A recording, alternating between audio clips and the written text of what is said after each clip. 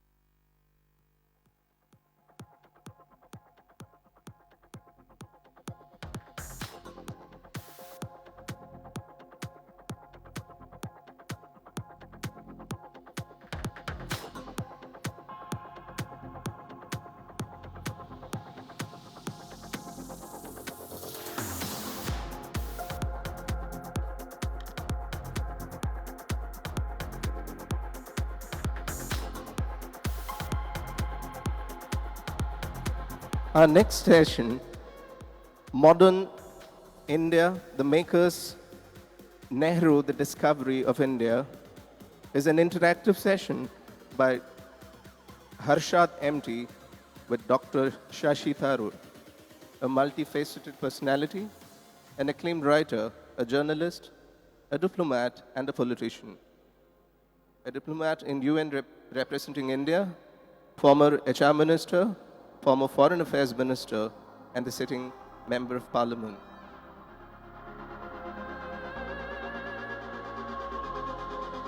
Moderator Mr. M.T. Harshad holds a master's in journalism at Bedfordshire University, UK, and is the editor of a magazine to be launched by the name Informer. He is also known or is popular through his active presence in social media.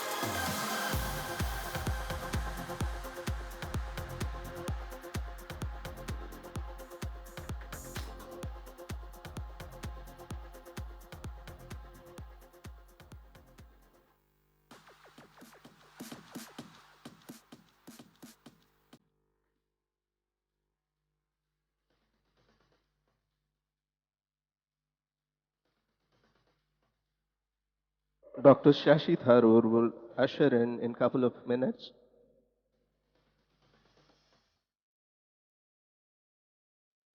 Let me introduce the moderator for the session, Mr. M.T. Harshat, who holds a Master's in Journalism from Bedfordshire University, UK, and is the editor of the magazine to be launched by the title Informer. He is popular through his active social media presence.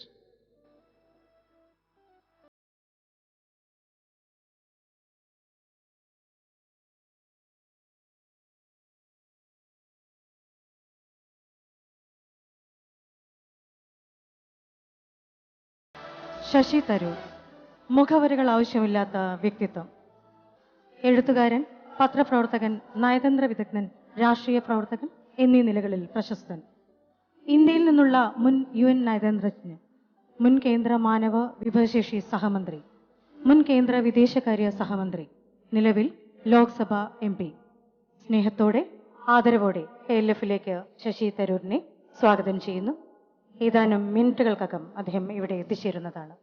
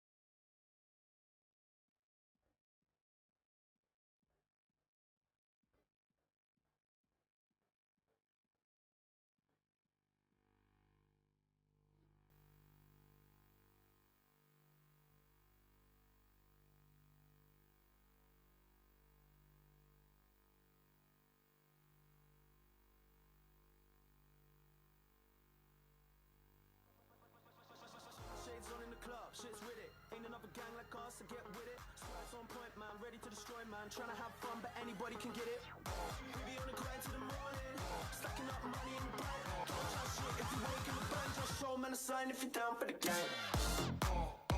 Can't fuck with the gang, we don't fucking pretend. We be busting the clubs, cause you know that we can. Can't fuck with the gang, we don't fucking pretend. Still rocking the show, still feeling the flow.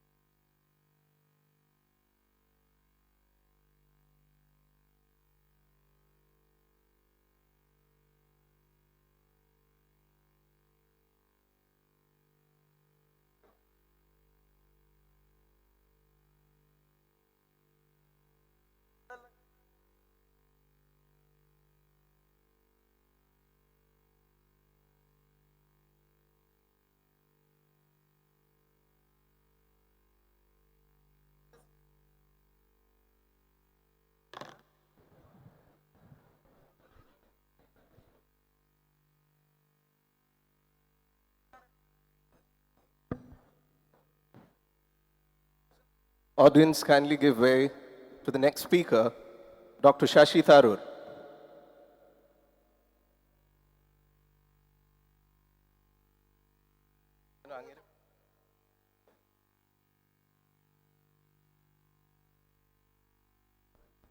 Moderator Mr. M.T. Harshad holds a Master's in Journalism from Bedfordshire University, UK, and is the editor of the forthcoming magazine, Informer. We have Dr. Shashi Tharoor, who is a multifaceted personality, an acclaimed writer, a journalist, a diplomat and a politician, a diplomat in UN representing India, former Human Resource Minister, former Foreign Affairs Minister, and the sitting Member of Parliament. Kerala Literature Festival invites Dr. Shashi Tharoor to share his thoughts and ideas with us. And the moderator for the session is Mr. M.T. Harsha.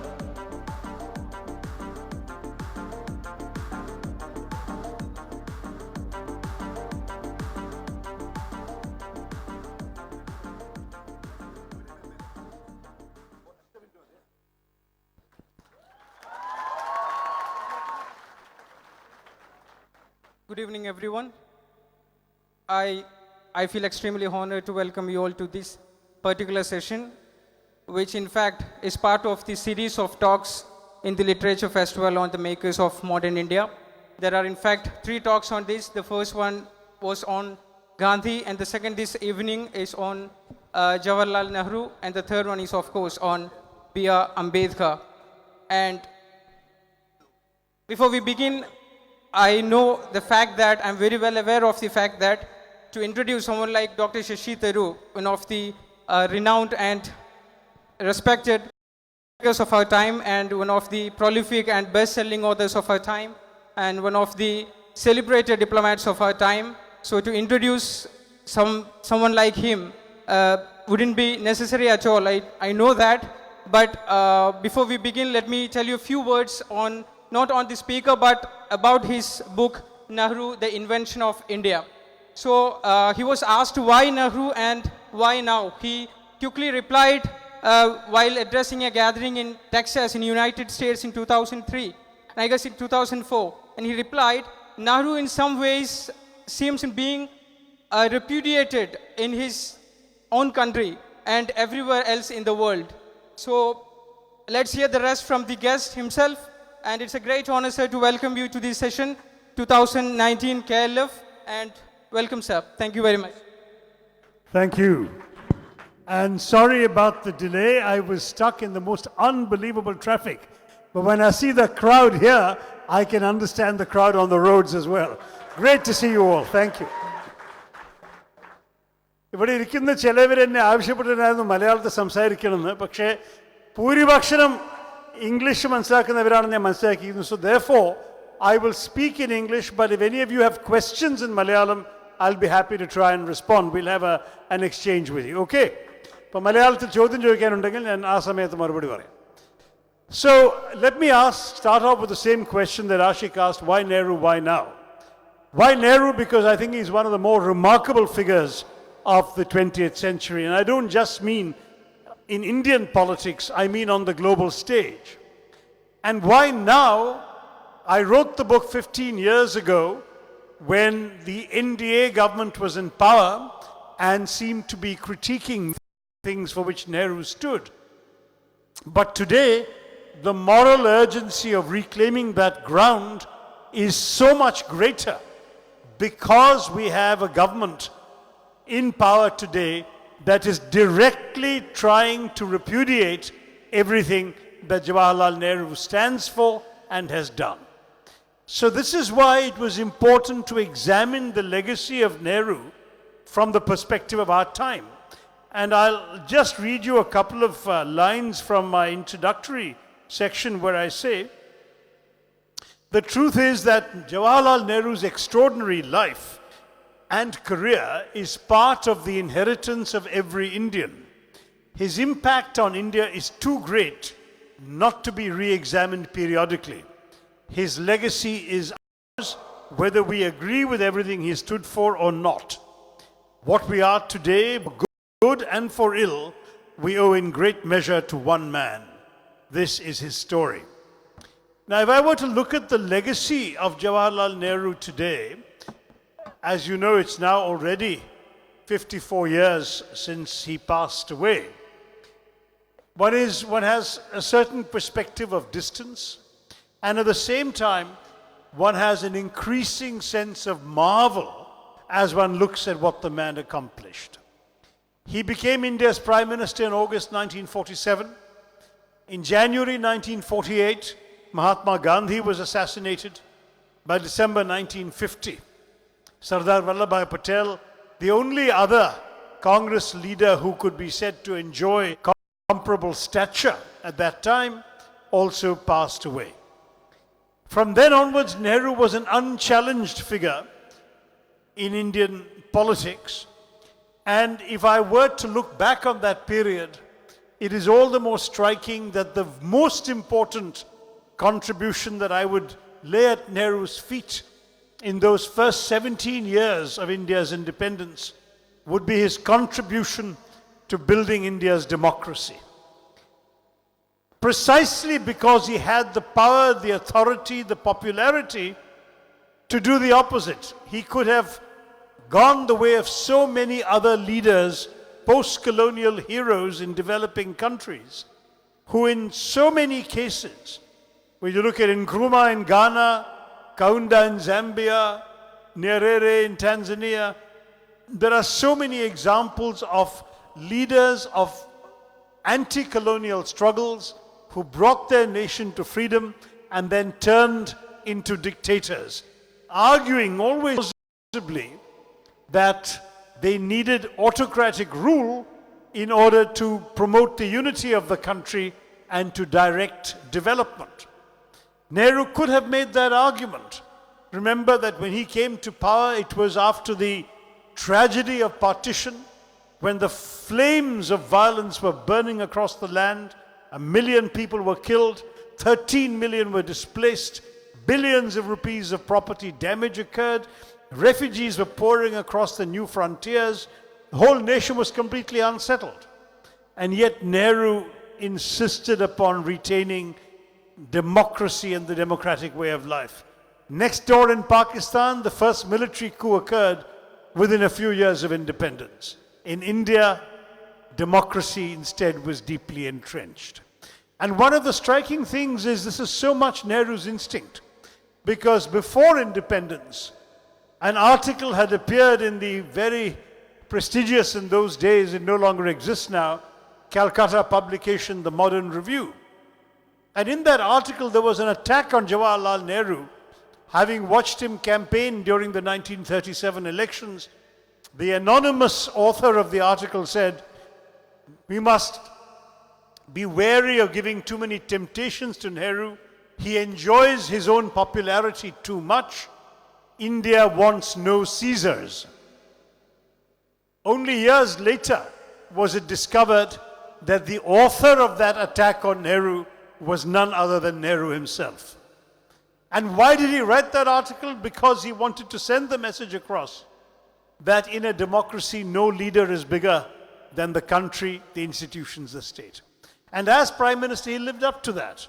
It was striking that whenever he was crossed in the cabinet, if people disagreed with him, his instinct was to offer his resignation. It was not the instinct of a dictator. It was the instinct of a democrat.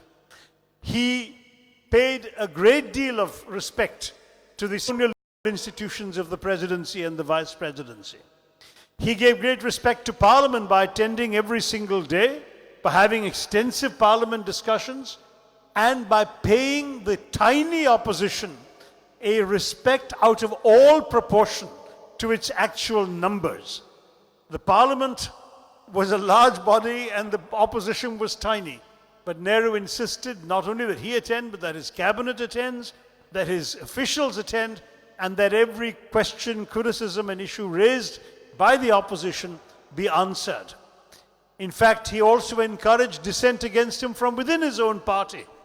And as you know, his own son-in-law, Feroz Gandhi, mounted such ferocious attacks upon the government that they actually resulted in the resignation of Nehru's finance minister, T.T. Krishnamachari, at one point. Not only did Nehru do all of that, but the respect he paid to the opposition is there in numerous anecdotes, whether it is Atal Bihari Vajpayee, as a young parliamentarian, recounting how Nehru praised him for a speech with which he disagreed, but he certainly thought this young man had great promise. Whether you think of the Congress MP, Mishra, Mahabal Mishra, I think his name was, who in 1962, when Nehru, talking about the Chinese aggression in the north, referring to Aksai Chin, said that not a blade of grass goes there, this Congress MP stood up, pointed at his own bald head, and said, "Not a hair grows on my head, will you give that to China also?" And this is a Congress MP talking to his own Prime Minister. That was the kind of encouragement Nehru gave to criticism and to dissent. He, as you know, used to have a daily darshan where he would receive people off the street without appointment, without security. He was incredibly attentive to building up the institutions of our democracy, like our judiciary, so that on one occasion, because he was a short-tempered man, he said something intemperate about a judge at a press conference. Before the day was over, he had written a letter of apology to the judge, and then a rather groveling letter to the Chief Justice of India, apologizing for having insulted the judiciary. Now, he didn't need to do any of this. This is by far the most powerful man in India. Far more powerful than our present Prime Minister is today. And can you imagine our present Prime Minister doing any of these things? This was the great strength of Jawaharlal Nehru. Democracy, democratic institution building. A second very important Nehruvian principle was undoubtedly what we call as secularism, which has been wrongly caricatured as moving away completely from religion. Nehru actually understood the place of religion in Indian society. While he personally was agnostic, his secularism was not a denial of religion. He just wanted a situation where the pluralism of India could be respected, where all faiths would be allowed to flourish. In his own phrase, he didn't want to create a Hindu version of Pakistan. He said, "We are not going to be a Hindu Pakistan. we are going to be a country that represents everybody of every religion, of every faith. And that was the great strength of his so-called secularism. If you look up a dictionary, secularism implies an absence of religion or a distance from religion. I think in all fairness with Nehru, what it really boiled down to was in fact a respect for all religions and the government staying above and beyond all of these faiths. So that though he personally has written letters in which he said, I have no patience with mullahs and maulvis and sants and sadhus, and I'm not interested in what they can contribute to public life, in very strong language like that, that didn't mean that he disrespected the faith of the ordinary people of India. He did. He wanted the dams and the factories to be the new temples of modern India, as he put it. But he didn't mean that he was ready to abolish the old temples. The great strength of Nehruvian secularism is there was not a bigoted bone in his body. He drew his friends from all communities. In fact, some of the most remarkable letters in his collection of letters is to a close childhood friend, Syed Mahmud. And for Nehru, I don't think that he ever saw anybody in terms of what their religious background was. And he would never have condoned appealing for votes on the basis of religion at any point. But India's pluralist identity as a country where every faith and people of every faith could flourish was, to my mind, something that Nehru helped entrench. I grew up but I was 8 years old when Nehru died, but I grew up in the years, as it were, just after his death. And this was very much the prevailing doctrine. My parents from that generation, of course younger than Nehru, but from the nationalist generation, the generation that came of age with independence, would never mention the religious affiliation of any of my classmates or friends when they came home to play. At no point was religion or even caste considered a relevant determinant of a person's human worth. And that again is something that Nehru set the example from the very top and made it work. The two other aspects, the two other great pillars of Nehruvianism, which are of course contested with changing times, are his economic policy of socialism and his foreign policy of non-alignment. I'll take them each briefly, because I do want us to have a more meaningful exchange together. When you look at socialism, Nehru's argument would be two things. First, his own commitment to overcoming the desperate difficulties being faced by the majority of our population. The British left us after 200 years of colonial exploitation and drain of resources. They left us with just 10% of the Indian population living above the poverty line. 90% of the Indian population in 1947 lived below the poverty line.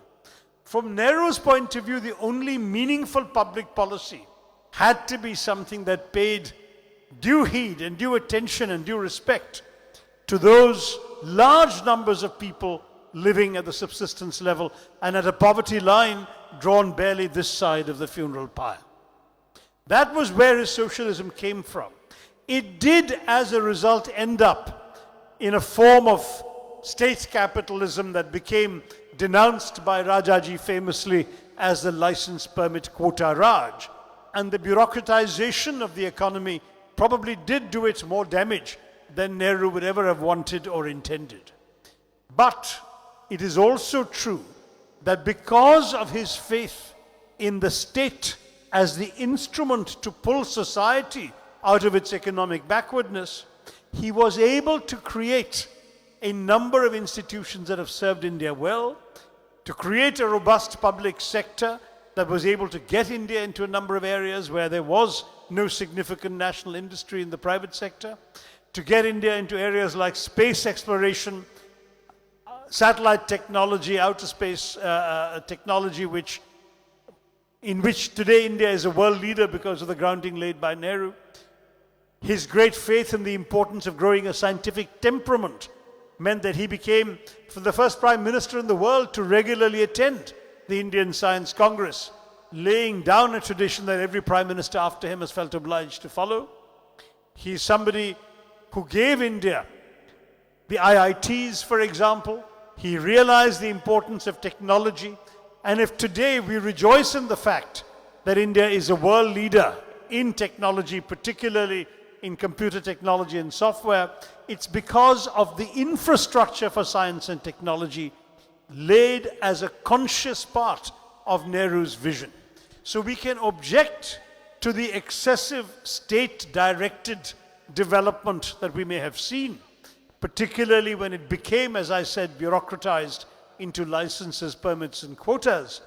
But the flip side of the same coin was the laying down of a solid infrastructure in science, in technology, in state structures, in heavy industry, and so on, which India arguably could now say we have moved well beyond it, but at that time we didn't have it, and it was Nehru's approach that gave it to us.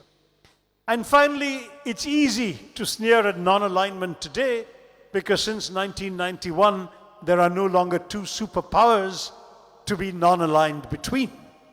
But in the early years, the 17 years of Nehru's prime ministership, there is absolutely no question that the only choice confronting India had seemed to be between one superpower bloc and the other. And Nehru, who had been fiercely anti-colonial, had spoken for the Indian nationalist movement in a multiple series of international conferences, socialist conferences, anti-colonial conferences, and so on. Nehru understood, as no one else could have, how important it was to have India's own voice. He felt that for 200 years, foreigners had been representing India on the global stage. Foreigners had decided what to say for and about India, and the time had come for our own leadership to have its own sovereign independent voice.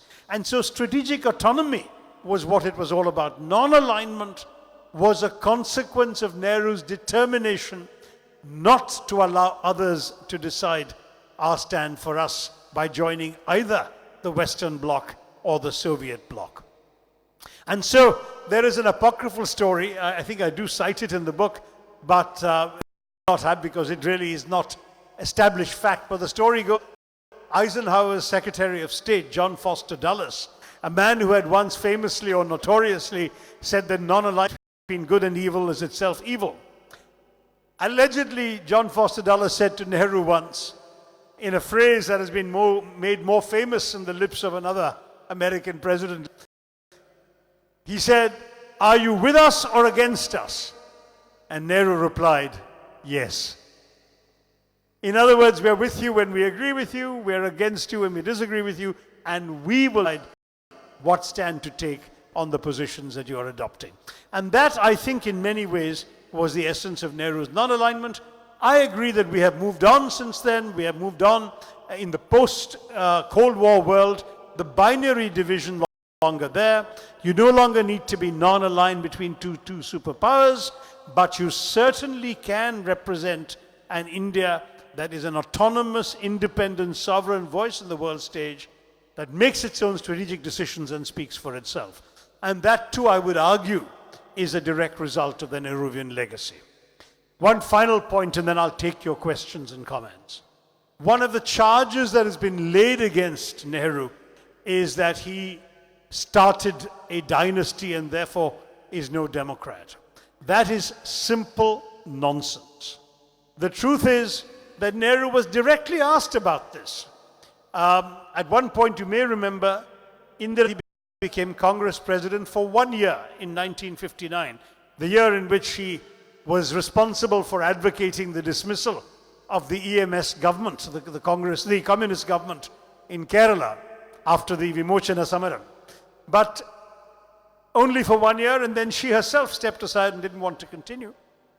And later, as he began getting older, and particularly after the China War, people were speculating what would happen. The American journalist Wells Hangen wrote a famous book asking the question, after Nehru who? And indeed, people were worried, after Nehru what? So there was this question in the minds of people. And one journalist, it was an American journalist, asked him, do you think you'll want your daughter to succeed you? And he reacted with asperity and said, I cannot rule from the grave. I certainly have no such intention.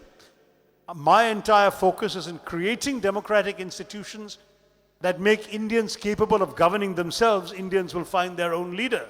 And as you know, that's exactly what happened. When he passed away, the Congress party got together and elected Lal Bahadur Shastri, a man with no relationship to Jawaharlal Nehru, as Prime Minister. And what was important was the fact that he had helped stabilize the institutions in such a way that it was possible for this to happen. I would even tell you that he could well have witnessed this in his own lifetime, because after his second re-election in 57, he decided he'd had enough, and he actually resigned in February of 1958 as Prime Minister of India. This is not spoken about very much, but he officially sent his resignation to the President of India and announced it. And that was because he said he had done his duty by the country for 10 years, now it was somebody else's turn, and he booked a 6-month hiking holiday in the Himalayas, his beloved Himalayas in Kashmir. What happened was there was a massive outcry. The public went out into the streets. The Congress Party Working Committee and the ICC met unanimously, passing a resolution begging him not to resign. Letters and telegrams started pouring in from around the world. Both President Eisenhower in America and Khrushchev in Moscow, they both begged him to continue. And it was only because of the incredible pressure put upon him from all quarters that a sense of duty to the country prompted him to accept, to withdraw his resignation. He converted the 6-month hiking trek into a 2-week climb in the mountains instead, and he returned to his duties. So Nehru was somebody who was certainly not interested in clinging to office himself, let alone in handing over that authority to his own daughter, his own family. So I want to stress that if indeed many members of his family have risen to the top position later, it is a reflection of later developments, nothing to do with Nehru's own wishes, nothing to do with the practices or the institutions that he had created, which, as you well realize, gave us indeed a very different leader in Lal Bahadur Shastri when Nehru passed away. Looking back on Nehru's life, these are the 4 big pillars that I believe he contributed. And I believe, as I've tried to summarize for you, that all of them remain relevant to the India of today. It has become fashionable to attack him, fashionable to denigrate his accomplishments. But I do want to say that this is a man who is frankly above and beyond the limitations of either his followers or his critics. I remember writing an article in the publication The Week about Nehru the writer. He was also one of the finest political writers of the 20th century in the English language. He was a remarkable mind, and he laid behind a number of foundations for the India that we have built and lived in ever since. So I'm going to pause there and take your questions and comments. Thank you very much. Thank you very much, sir. Before we take the questions from the audience, sir, let me ask you just one single question. So, you are of the view that Nehru is in danger of being repudiated in his own country. And interestingly, you sums up your book by, with a rather sad note, I guess. You were saying Nehru kept 2 totems on his desk in his office, and one was a gold statuette of Mahatma Gandhi, and the second was a bronze cast of the hand of Abraham Lincoln, which he found as great source of comfort. He would touch yes, that bronze for the cast. comfort. So, and you were lamenting that it, in some ways, it says that the country is losing its intellectual heritage, narrowing its intellectual heritage, because his heirs, Nehru's heirs, just kept the desk, and the 2 totems ended up in the museum. So, the repudiating forces are not just from his political and ideological opponents. Is it also from his legacy as well? So how would you respond to that, I think sir? if you want a symbol for what has happened to his legacy, it is that the Nehru jacket has been rebaptized the Modi jacket now. It seems that Nehru's name cannot be attached to anything. The thing that Ashik mentioned, he actually used to keep a bust of Mahatma Gandhi and a bronze cast of the hand of Lincoln. And I was told he used to touch Lincoln's hand periodically for inspiration, to try and drive the the nation forward, to help it rise above the forces of division. And Gandhiji, of course, was his great hero, father figure for Nehru in many ways, especially after his own father's death. So the symbolic thing is indeed that those things have ended in the museum, the successors kept the desk. But it's also that today there is such a systematic attempt to attack him, to criticize him, to rename everything that he tried to do. And I find it sad because, you know, our politics ought to have been able to rise above such pettiness. And I'll tell you who did rise above this pettiness was Atal Bihari Vajpayee. When he became Prime Minister, he walked into the office and found that a portrait of Nehru, which used to stand there, had disappeared. And what had happened was that the officials, thinking that as a BJP man he would not want Nehru's picture there, had had it removed. And he ordered it to be brought back. So this is one of our for my great predecessors, of course I want to have his picture. That mentality is gone now. That mentality is not there in those who rule us today. As I've mentioned in a different context, when you look at the legacy of Mahatma Gandhi, you find that there is, I'll take 2 minutes and tell you a story because it's relevant to this question that was asked. I don't know how many of you have read Milan Kundera's wonderful novel, The Book of Laughter and Forgetting. But it begins with this moment in which in Czechoslovakia, as it used to be the Czech Republic today, after the communist takeover, there's this episode that Kundera describes in which the communist leadership, the Politburo, is standing on a balcony waving at crowds marching past during a big national celebration. And one of the leaders, a fellow called Clementis, notices that the first secretary of the Communist Party, Gottwald, is bareheaded and snow is falling. So he takes his hat off and puts it on the head of Gottwald. Now, a few months later, Clementis falls out of favor. As you know, with the communists, he's immediately dismissed as a class enemy, traitor to the state. He's arrested, jailed, and within 2 years he's executed. And in that system, in the communist system of Eastern Europe, you didn't just get executed, you had to be wiped out of history. You had to become a non-person. So they started removing references to his name from everything, including from the days when the communists had taken over Czechoslovakia. And they started airbrushing his picture from all the photographs. Now the funny thing is, according to Kundera, that in the historic photograph of this balcony scene, they have wiped out Clementis, but his hat still remains on Gottwald's head. And that is pretty much what has happened to Gandhiji. They have taken away completely the spirit of Gandhi, everything he stands for, all his beliefs and principles, but they have retained his glasses as the symbol of this government's Swachh Bharat mission. That is why the answer is relevant to what Ashik asked. Sir, I think we can take some questions from the audience if you have any. There's a very persistent young man there who's raised his hand several times. Okay, please. Hello, sir. Hello, Shashi sir. Myself, Sure. Shahin. After you. After Sir, you. my question is, in the present political situation of India, on one side we see cultural nationalism on the rise, majoritarianism on the rise, and the influence of Hindutva among the youngsters. On the other side, we are seeing persons like you writing a book on why you are a Hindu, differentiating between true Hinduism and what Hindutva of hatred is. And also we see Rahul Gandhi in the parliament hugging Prime Minister openly and telling or advising him that this is what true Hinduism is. So my question is Congress trying to attack the Hindutva of BJP and RSS with the love of Hinduism in the present political situation? Right. I mean, I think the answer is that we are demonstrating that Hindutva has nothing to do really with Hinduism.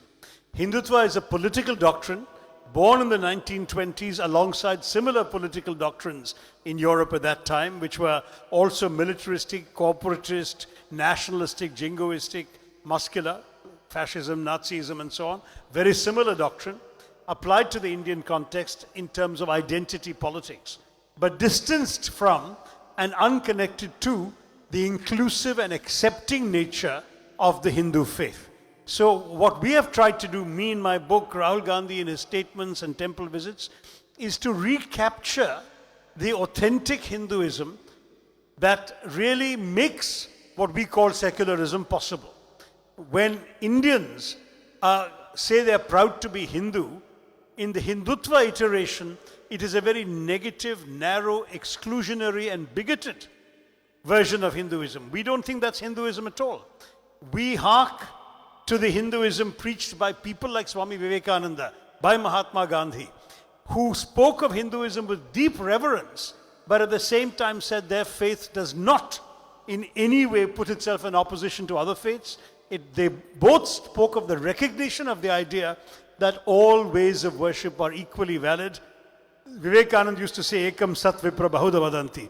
There is one truth, the sages call it by different names. He used to quote the Shiva Mahimna Stotram, which says that just as many rivers flow in different directions, straight and crooked, to the same sea, so also all different forms of yearning for the divine will reach the same divinity.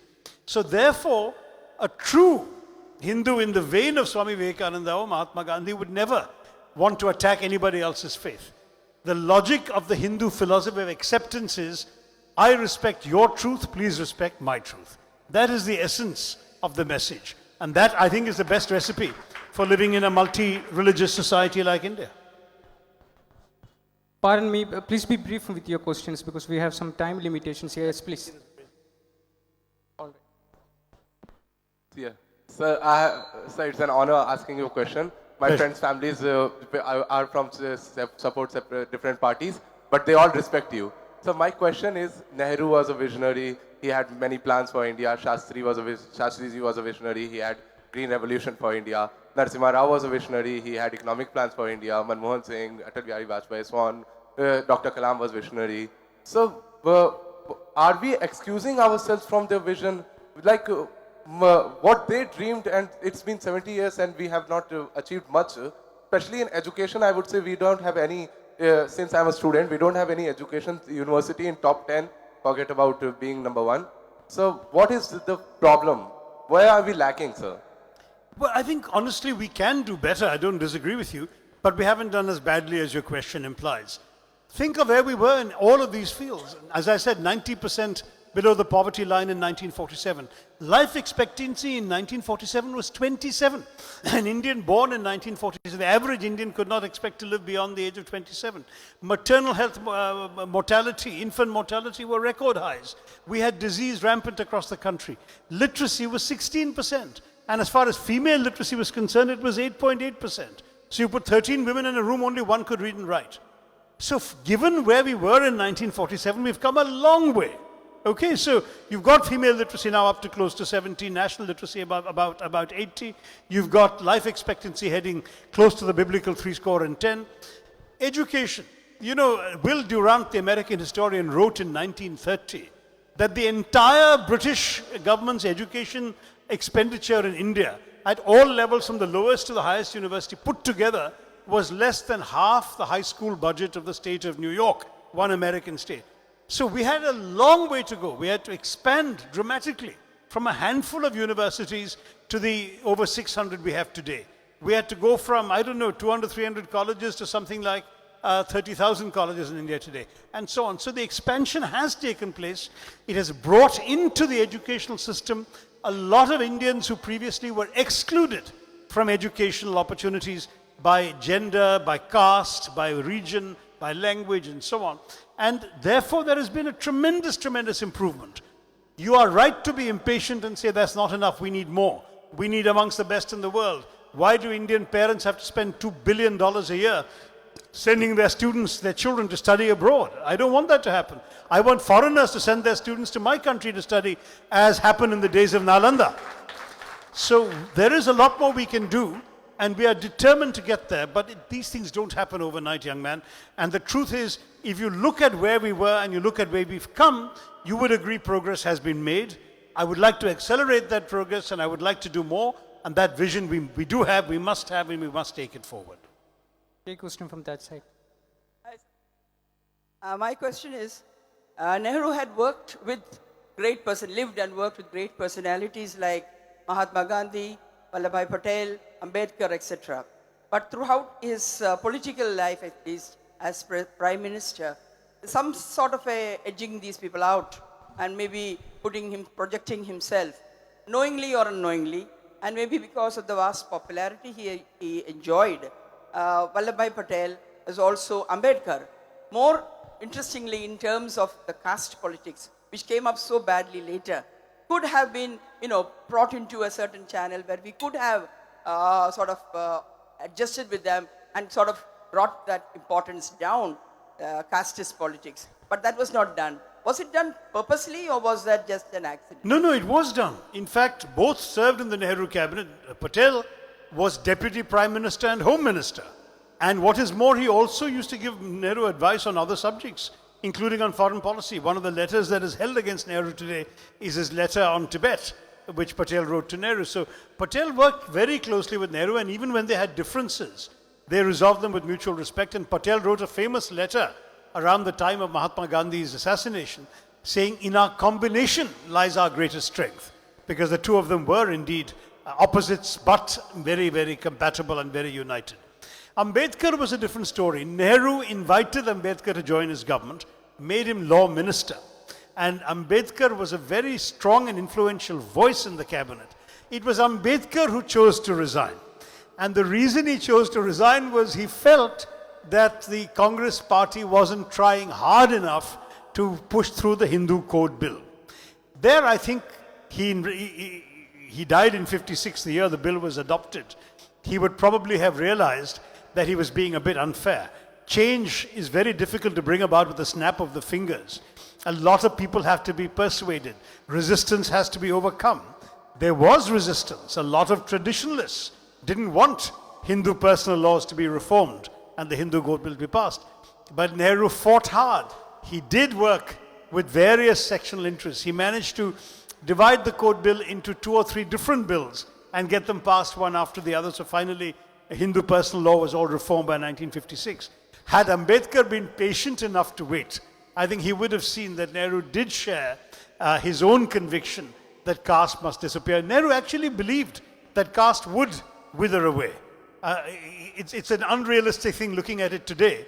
But Nehru, if you talk about Ambedkar writing annihilation of caste, Nehru might not have used a word like annihilation, but he would certainly have wanted caste to disappear.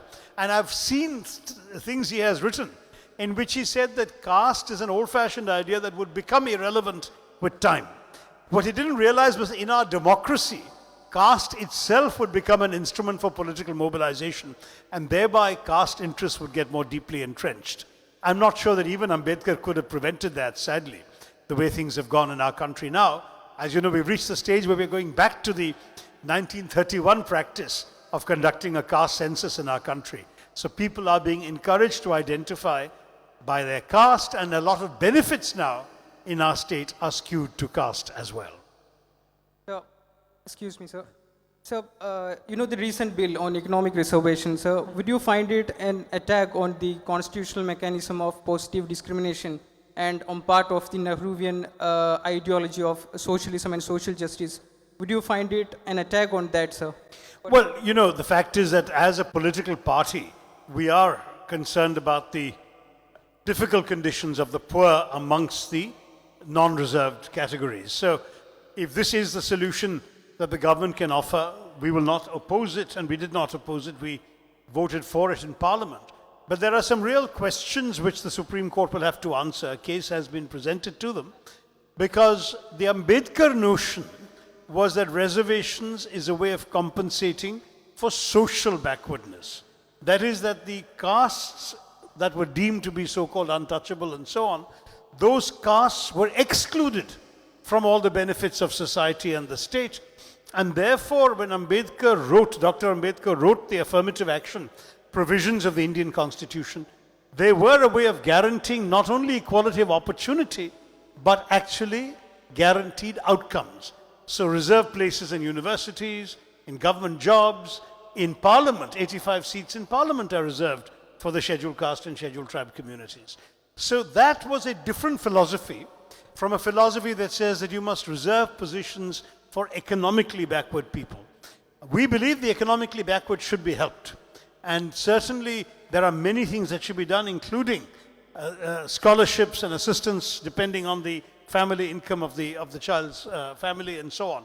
I think it's essential to do that. Whether this law is the right way, I think the court is going to have to look at it, and indeed a case has been given to them yesterday by an NGO. Thank you very much, sir. Sorry for the time limitations. Can we take some? Yeah, I think we should take 2 more questions because we started late. I know you've got 2 minutes left. We'll finish. All right, please 2 short questions, one there and one there. From this. So we'll take one last question from that side, please. Please be brief with your question, sir, please. We have Where is the serious time mic? limitation. Who has the mic? Where is the mic?